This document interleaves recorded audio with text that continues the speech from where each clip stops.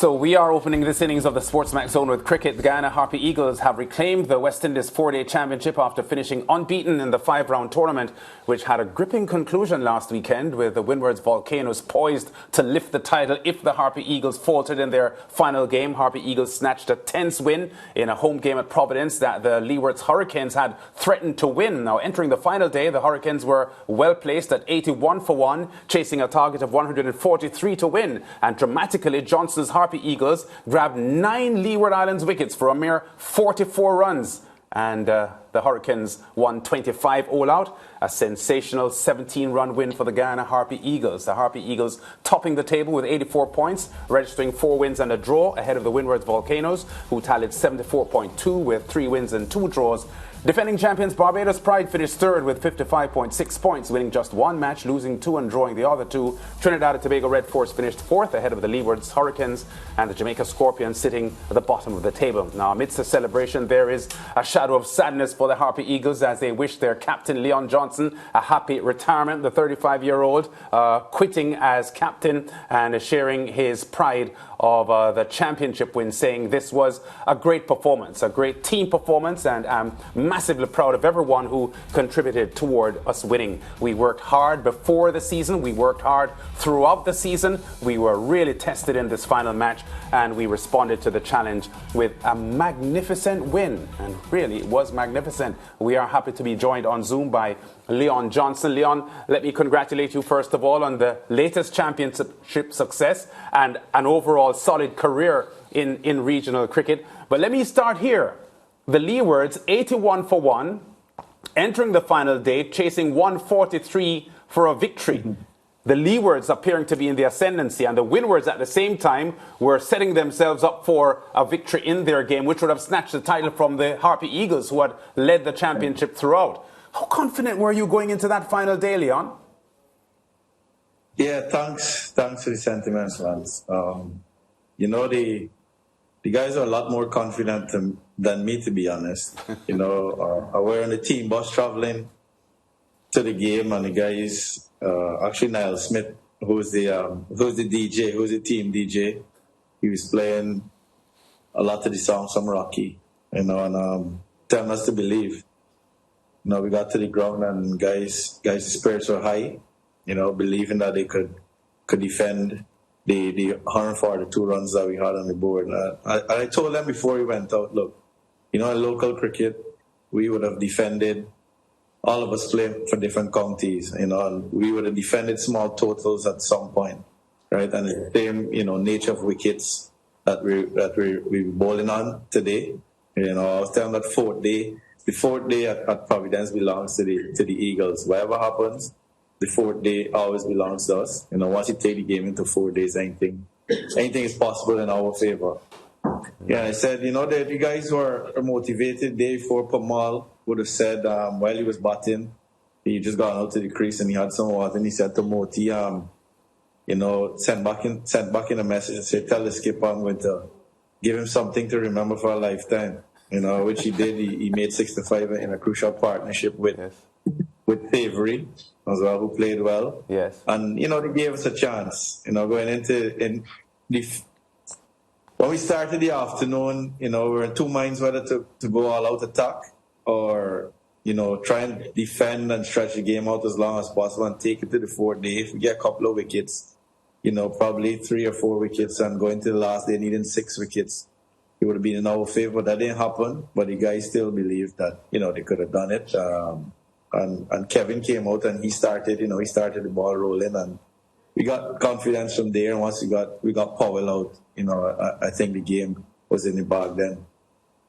Yeah, Leon, Guyana has had some outstanding cricketers. History records that you've had some really solid leaders and West Indies cricket for Guyana who survived or flourished in West Indies cricket. Roger Harper, Ramnaresh Sarwan, and so on as Guyana captains. But people feel that you're the most successful Guyana captain of all time.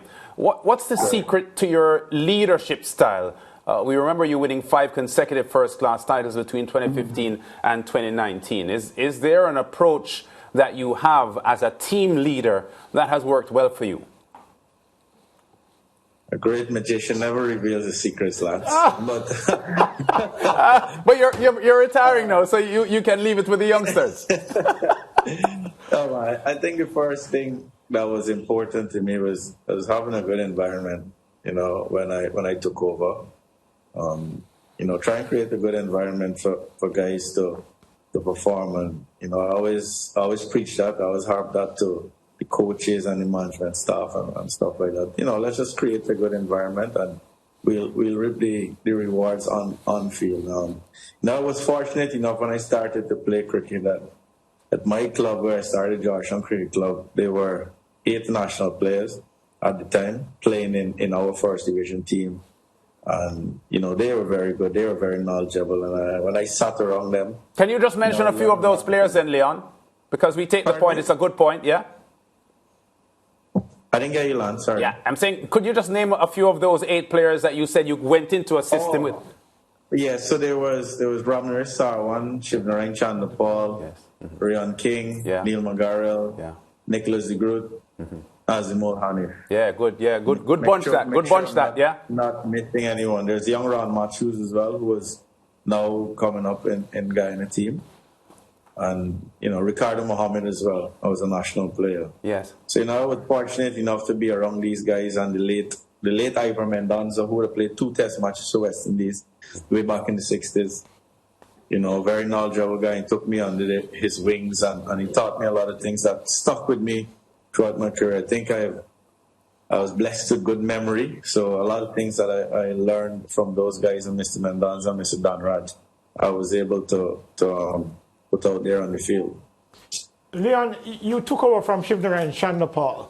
Was there anything that you took from his leadership that made your sub-captaincy so successful? Well, to be honest, I took over from Shiv, but he was still in the team, and he would give me a lot of advice as well. You know, Shiv was a good leader as well. Very stern, to be honest. Shiv was a stern guy, and what I would take away from Shiv is at times, you know, you'd have to put your foot down in situations and be stern in certain situations.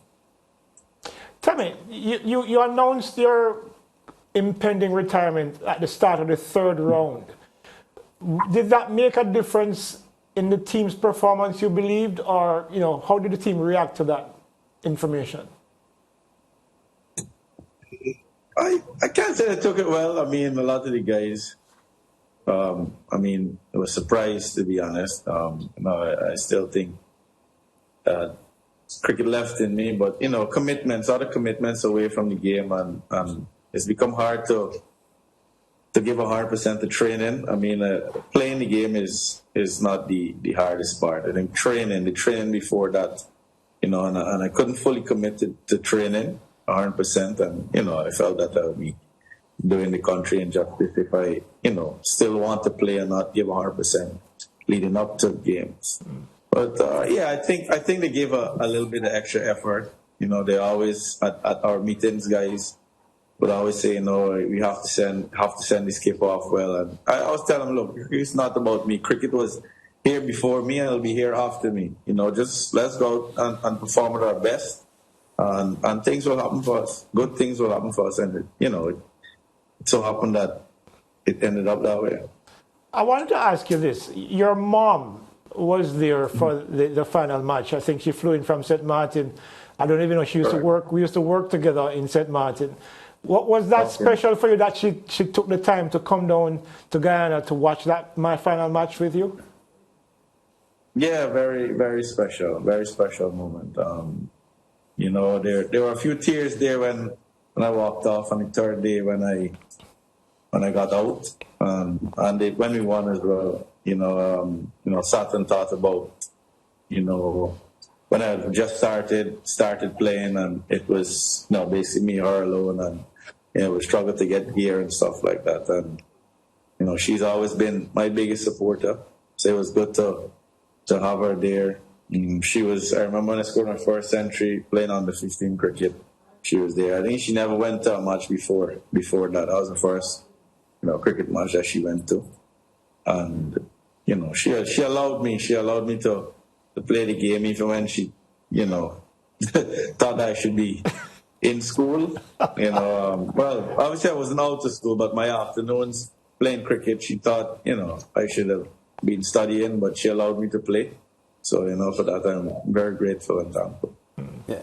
Leon, you debuted in first-class cricket all the way back in 2004, which means that you are almost 20 years into your career. Early in your career, you were seen without question as a potential West Indies cricketer, not only because of your batting ability, but your cricket brain and your ability to read games and so on. 9 test matches, 6 ODIs. Are you disappointed that you didn't have a bigger international career? Yes, Lance. Definitely disappointed. I didn't play more than 9 test matches and 6 one-day international for the West Indies. But, that's how it goes, you say. That's how it goes. I think if I was more consistent, especially in the times when the middle order was struggling for the West Indies, if I was more consistent then in first-class cricket, I think I would have definitely played more. But, it wasn't that way, and I didn't play. But, I am grateful for the opportunities that I got, playing for West Indies. 9 test matches and 6 one-day games. I could look back and say, with my ability, I should have played more, but, it is what it is, and I'm grateful that, I was able to live my dream. And as I say, a lot of people don't get the opportunities to live their dreams, and a lot of people would like to play cricket for Guyana or West Indies and don't get that opportunity. So I'm thankful that, I was able to do that. Quick follow-up, Leon. If you knew then what you know now as a cricketer, what would you have said to your younger self to find that consistency when you're in the West Indies setup? Just to concentrate a bit harder. I think, my downfall would have been, lapses in concentration, and that caused my inconsistency through my career. Right? And, to convert your half centuries into centuries. You look at my record, it's probably been 43 half centuries and 700s. 50 scores over 50, and 7 out of 50 should have been a bit more. Yeah. Leon, looking back at your high points in your career and thinking about your leadership, I heard you on the Mason and Guest show yesterday. Kevin Stout, the Barbadian all-rounder, was talking about how highly he respected you as a captain and felt that you were one of the best captains he had ever played against, and mentioned Tamar Lambert, the Jamaica captain, who also led Jamaica to a sequence of victories in regional cricket as well. How rewarding does it feel to you to hear an opposing player from a different country speak so highly of you as a team captain? Yeah, it was great. It was great, to hear Kevin speak last night. I actually have a very good relationship with Kevin since we played youth cricket together in 2000, against each other. Yes. In 2005 in Jamaica. We always kept in touch, and he's someone I've always respected. Hard-working cricketer, but it was good to hear him say those good things about me last evening. Yeah, I remember watching a CPL match, I think it was maybe last year, and saw you in the stands, Leon, side by side with the Guyana president. I was saying to myself, Leon is keeping some big company. Is keeping some big company. Are you a friend of the president? He's keeping big company with me. Yeah. What happens after cricket for you, Leon? Because I hear that you're into the construction business, which is probably what you were getting at when you were saying that you have other interests at the moment, and it's hard to keep the cricket going, especially with the training and so on. Can you talk to us briefly about that? And will you be doing any coaching or so on? Because if cricket is in your blood, as it has been, it might be a little difficult to just walk away completely. Yeah, definitely. I think I'll answer the cricket question first. I am a level 2 certified coach, so I think there's a lot for me to give back in terms of my knowledge and coaching to my cricket club, not just my clubs, the clubs around the city and around Guyana in general. Yes. You know, so I think I'll start there. I don't think I'll give up the game completely. You know, there's still a lot of Division One cricket to play. Maybe I won't play all. Maybe just the games that, you know, the club really needs to win and things like that. So I'll make myself available to play then. Yes. In terms of life after cricket, yeah, myself and Stephen Jacobs sort of started a construction company 2 years ago, just under 2 years ago. And want more content? Follow us on YouTube, subscribe to SportsMax on cable, and download the SportsMax app today.